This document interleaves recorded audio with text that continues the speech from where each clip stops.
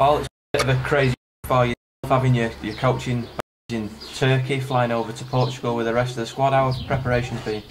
I mean, it's been difficult as you can imagine. Obviously, I'm disappointed with the timing of the pro licence. I think I said before we could have easily gone to the under-21s in Israel and had at least a week, 10 days back to prepare for pre-season with the lads. So it's been a bit of a rush, to say the least.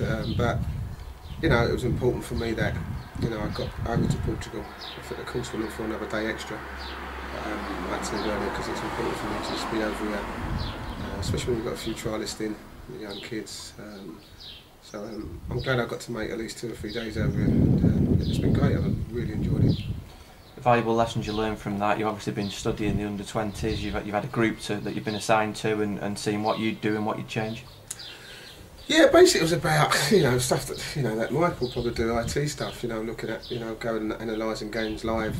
There's some technology that's coming out now called a game break. I'm not sure Mike's heard about it, but it was just great and just interesting to speak to people. Giggsy was there, Neville was there, Chrissy Powell.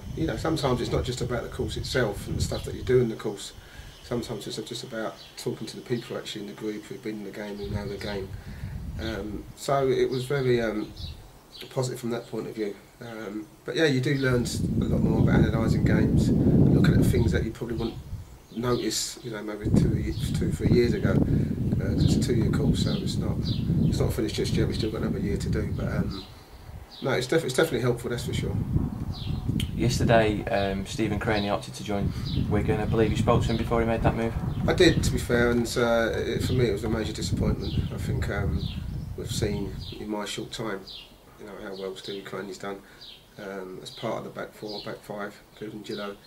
How well we've done defensively and the clean sheets. That's helped to keep us up. So as a manager, you want to kind of keep your back 4, back 5 together. Obviously, we always knew we were going to lose backs. That goes without saying. But ideally, I wanted to keep Stevie Craney, Baldy and Gary, and add a right back to it. So we tried to get it done. I tried. Stevie had a couple of meetings with the chairman. 2 of those meetings when I was away, so I'm not sure what went on. And yesterday I got a phone call from Steve saying that I've been offered a chance at Wigan, and because obviously we've kind of stood still on the deal, he's opted to go there. And just thanked me. He said it was great working with me, and I said, listen mate, I totally understand. Good luck, best wishes. You've been a great pro. You've been a model pro. He's been fantastic in coaching him. Has been a pleasure. The way he is with the players, what he gives on the training ground every day, the consistency level where he trains, and plays is unbelievable. And the youngsters at this club could look at someone like him, because he's a model pro for me. So to lose him not just as a player but as a character in the changing rooms and what the example that he sets, was a big blow for us. One thing that has been evident since you got here is how much you're on that telephone.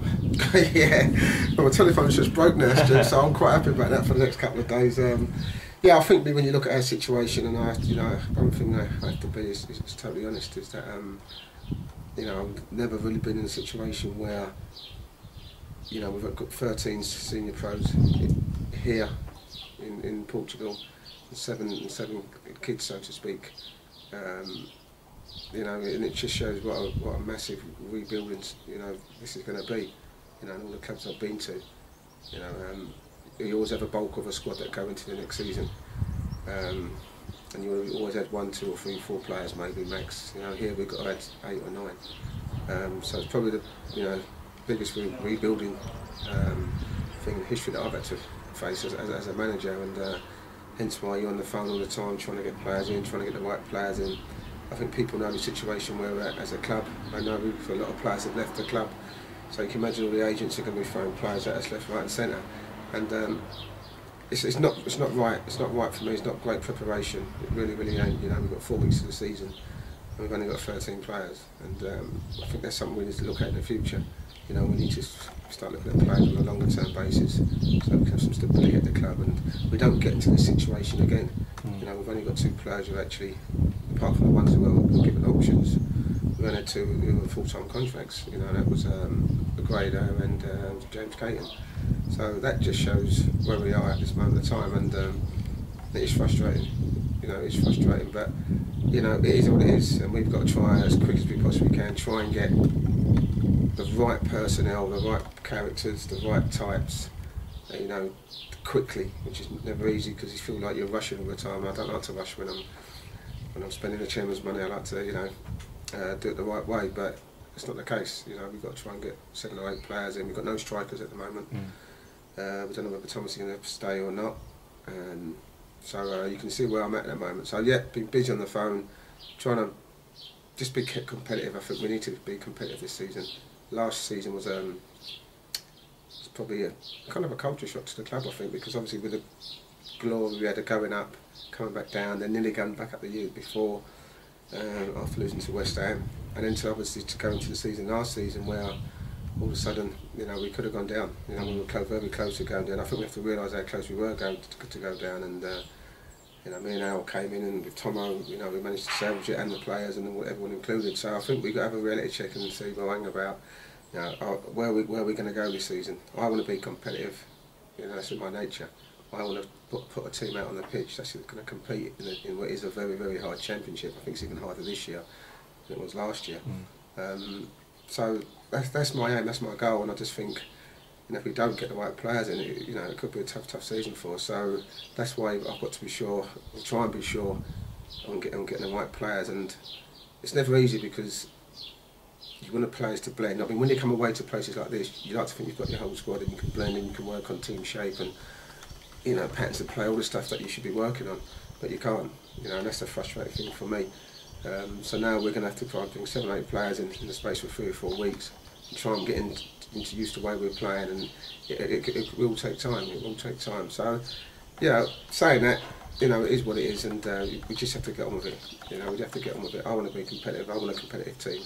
You know, I want to go into every game next year feeling we've got a chance of winning, and therefore you can't just, because we're short on numbers, just jump to anyone that, you know, that's free or who wants to come to Blackpool. You know, so but listen, it is what it is, and I have to get on with it. The chairman understands where I'm at with it. I just think you talk about, you know, the chairman. I think, you know, my relationship with the chairman is fantastic. You know, second to none. You know, one-on-one. You know, we're great. We get on really great. And you know, I've been with some chairmans before, and you know, the relationship between me and Carl is great. You know, it really, really is. But also as a manager, you have different opinions, and that's, you know, we'd never agree on everything. Yeah. You know, we agree on most things, but we'd never agree on everything. And some of the things that, you know, you think are right, I think are wrong, and probably vice versa. That's part of the relationship you have with people. You know, you have to put your views across, and ultimately he makes a final decision. And but that doesn't deter from the fact that we really get on well. You know, as a manager and chairman, and you know, at the moment we're trying our best to try and bring in some quality players. You've got a spine of a side there when you look at Matty Phillips and Gillo and Barry Ferguson and Angel and people like that, but characters will be important as well, won't they? Because we have lost some big characters in that dressing room. Massive. I mean, we're still trying to do something with Gary. It seems to have stalled at the moment. We've lost Baps. I mean, Ernst was a great character. I mean, if you look at the team that actually played in the Premiership, you know, it's probably only Gillo here. I think Bash played. There's not a lot over there that actually played in the Premiership. So you can see the rebuilding start again. And you know, if we can't, we're not going to be able to compete with Boltons and Leicesters and QPRs and teams like that. You know, we're not going to have financially, we're not going to be able to do that, and we have to be realistic about that. And I have to be honest with the fans, we can't compete with the money they're spending. But if we can be organised and as you say, Stu, get the right characters in, the right types in, you know, motivate them to give me that extra bit more, then we'll have half a chance. You know, and as you said, yeah, it's not just about being a good player. Is it, are you the right type? Are you the right character? You know, can you go that extra 10%, that extra yard? And you know, in today's modern day football, they're hard to find. You know, hard to find, but we'll keep looking.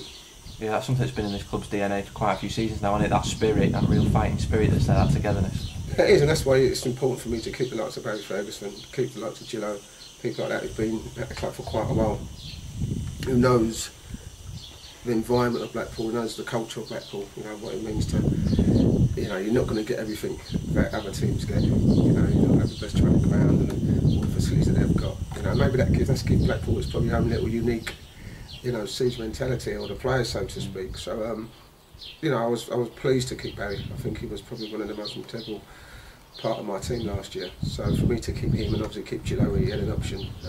Was important. Matty Phillips, another one. But also to lose Cranes and Hurds and Baps, and Goldie, it is a big loss. But listen, as you said, we've still got part of the core here, and that's why it's essential that we bring in the right player to fit in with them rather than the other way around. As expected, there's always going to be plenty of speculation surrounding Thomas over the summer. It's been on while we've been over here. Do you still expect him to be with us next week training? It'll definitely be here next week training, that's for sure. I think he's away at the moment, time to go. He actually wanted to come on tour here to Portugal, but I think if you look back last season, he played, I think, 52 games, including under 21 games for England. It's a lot of games for a 21-year-old, and I thought towards the back end of the season he looked tired, which he would do, and there was so much pressure on him to perform last year. There's so much pressure on him to score the goals because he was doing it early part of the season.